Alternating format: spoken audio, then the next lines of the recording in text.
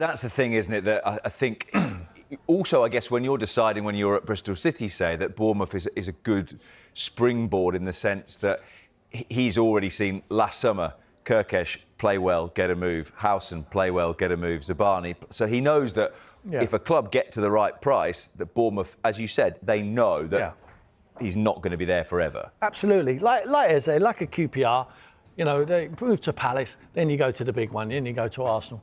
I think he's ready for it. 100% he's ready. But like you say, no rush. No rush. He looks fit as a fiddle, looks very durable, don't seem to pick up injuries. So hopefully he gets what he wants. And if it means he stays at Bournemouth and breaks all sort of records there and gives the locals some really happy days, which he's given them at the moment, then so be it. But I think he will move on and he'll play for a huge club in the Premier League and be a superstar. When you're a player and you have the choice of club, what's the big thing that's going through your mind? Money. I ask. I knew that was going to be the answer as well. No, it comes into it. Obviously, it comes into it, but location. Yeah. I mean, it's wonderful down there. I mean, he's not going to find anywhere like the South Coast. But it would obviously, is the family there? He's going to move his family down. Is it about how confident you are that you're going to play? Are you going to play? Have they got an opportunity to win things? He wants to be pushing.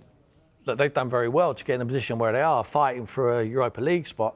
But surely, if you're a footballer, you want to be, at the end of the season, you want to be lifting trophies, you know, because you want to be telling your grandkids that I won this. It doesn't matter how much money you got in the bank. They're no interest in that. All they want to know is, did you win anything, Grandad? And he said, yeah, I actually did. I went to Tottenham and I won the league.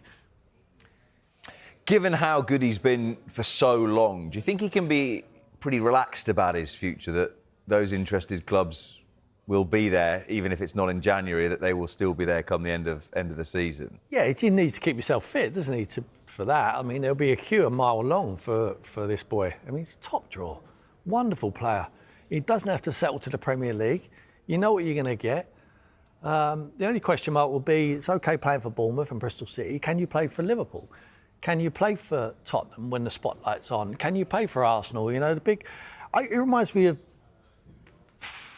his career is a bit like Eze, little bit, you know, and he stepped up to Arsenal and he's been outstanding. So, if there's nothing like a sure thing, 100% sure thing, but I think it's the nearest you're going to ever come to it, because physicality, you don't have to worry. Look at the size of the boy. Do you know, he's like 6'3", you know, everyone bounces off him. He's got 2 feet, he dribbles, got great balance, sees the play, and he knows the Premier League. That is the key one. You know, for me, Tottenham, for instance, let's use them as an example. Like Satel, Odegaard, who else? Kudos. Kudos has done all right, but this is a sure thing. This is someone you know is going to hit the floor running and make the difference to your squad. Hopefully, from a selfish point of view, I hope it's Tottenham who go and sign him, because I think he could really, really make the difference. But they'd have to clear out a lot to make way for him, because there's a lot of dead wood there in his position. But he would surely grab the ball by the horns. Look at him, like both feet, the ability. He looks like he's not moving, but he certainly is. And he's a great finish, outstanding. Well, I saw an interview Jamie Redknapp done with him a couple of weeks ago. Just by listening to the boy, you know, I fell in love with him. I just felt like he's so grounded. Just a wonderful character. And he pretty much looked like he knew where his future lied. You know, and at the moment, I'm just concentrating on the Bournemouth thing. If something else comes up, it comes up. If it don't, it doesn't. Sure, if you've got any... Like, no disrespect to Bournemouth, they've been outstanding, but they know what they are. They're similar to a Brighton. There comes a time when players get to a level of pricing and they just cannot keep them, and they don't stand in their way, just let them move on. I think this will be the next one off the rank. And that's Liverpool and Manchester City have set their sights on Antoine Semenyo as the January transfer window draws near, with both clubs closely tracking his development. The forward's pace, power, and growing influence have sparked serious interest from the league's top sides, who see him as a potential game-changer in the second half of the season. Even though Semenyo put pen to paper on a new contract over the summer, his rising stock hasn't gone unnoticed. Spurs and Manchester United had already shown strong interest, and now the competition for his signature is heating up again.